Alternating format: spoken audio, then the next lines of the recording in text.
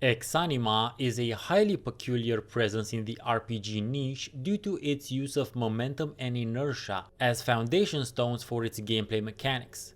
And this use of realistic physics is by far the thing that requires most attention, but the game does some of its other aspects just as well. The game has been in early access for 5 years now, so I am aware that I'm fairly late to the party. Sometimes even the RPG and strategy indie guy misses things. I need to stress from the onset of the video how crucial it is to read the in-game manual, because this is a fairly new way of approaching action RPGs and odds are nothing you've ever played before has prepared you for it. But let's get started on the physics-based mechanics. You will have a free movement mode and a combat mode. In the free movement mode, you will be able to control your character either via WASD or with your mouse, pointing and right clicking. I think using the mouse will be the most intuitive way of navigating the world when not in combat.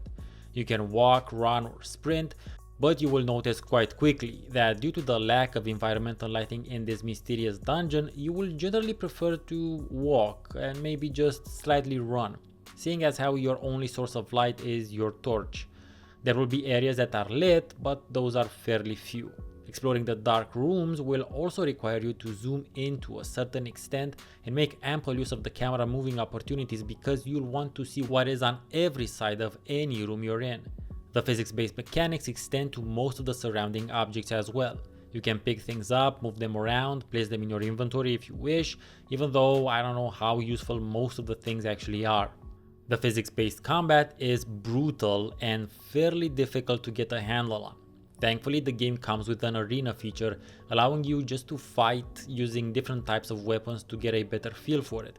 But it is crazily confusing and weird to engage in real-time combat as well as real-time physics. The type of weapon you're wielding matters, the type of armor your enemy is wearing also matters, the place where you hit matters, and likewise the moment in your movement arc matters as well when it comes to how much power gets transferred from you to your enemy. What I'm saying is that the end point of your weapon is the thing that should hit your enemy. Much like in real life, constantly moving around is what will help you survive for as long as possible. Similarly, much like in real life melee or hand-to-hand combat, proper timing will generally decide who gets some hits in. Despite this realistic approach to movement and combat, the game does have skills which tend to be the general categories one would expect, with a couple of them being game specific and related to the particular magic system, which I can tell you nothing about because I haven't played the game long enough to explore the entire thing. One valuable thing that the game does to help you in a meta sort of way is that a small percentage of the experience your character gathers will stay on as global experience after they die, so your next character can already start with some skills. You have primary and secondary loadouts, which might be way more interesting to use in Exanima since here they can be used in different situations. For instance, my primary loadout is a torch and a shield, and the secondary one is generally a two-handed weapon. Yeah, this is literally at the beginning because again I haven't gotten that far into the game. So I explore with the primary loadout, and in case I'm attacked I can use the shield to defend myself, and then I run away towards the lit area of the dungeon and switch to my secondary loadout. So what happens when you get hit? You'll notice I said when, not if. That's where your armor comes into play. Armor only protects the areas it actually covers, so if you have gaps and you get hit in those gaps, it's going to be as if you weren't wearing the armor. So much like in real life, you need layers upon layers of different pieces of armor to protect as much of your body as possible from as many types of damage as possible. The disadvantage of this is that the more armor you're wearing, the more encumbered you become, making you move very slowly in general. But that's where the armor wearing skills come in, which will allow you to move better when wearing armor. Where do you get the armor, you ask? Well, at the beginning you find items in chests and on dead and undead bodies. I don't know if this continues further into the game because you seem to find a lot of tools and items that could theoretically be used to fashion yourself your own jewelry gear at a certain point, but I don't know if crafting is something that devs either have implemented or have in mind to implement in the future. One drawback of this physics-based movement is the ragdoll-esque side effects. You will find yourself tripping on things or getting snagged on them a lot. It takes a bit of getting used to it, but after some time you will start adjusting your playstyle accordingly, but it's still gonna happen. Now that I covered the main selling point of the game, it's time we dive into the other aspects of Exanima that make it that much more of an interesting game to play: atmosphere and exploration. The music is ominous and subdued, and when coupled with the otherwise lack of environmental sounds, any noise you produce seems incredibly loud, like it might attract attention or give away your position. Attract the attention of who, you ask? More like attract the attention of what? Because you will find enemies in this dungeon, but they're not exactly human.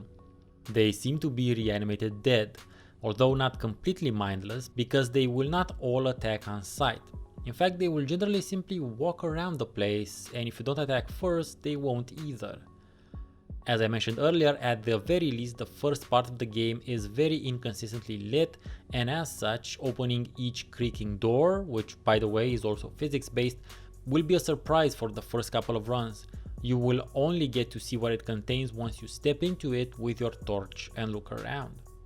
The quiet and dark atmosphere combined with the exploration of this unknown place is what really seals the deal for me, because you have no idea how you got here, where or what here is, so you're constantly trying to piece things together as you explore an unknown dungeon and do your best to survive encountering the several undead populating it.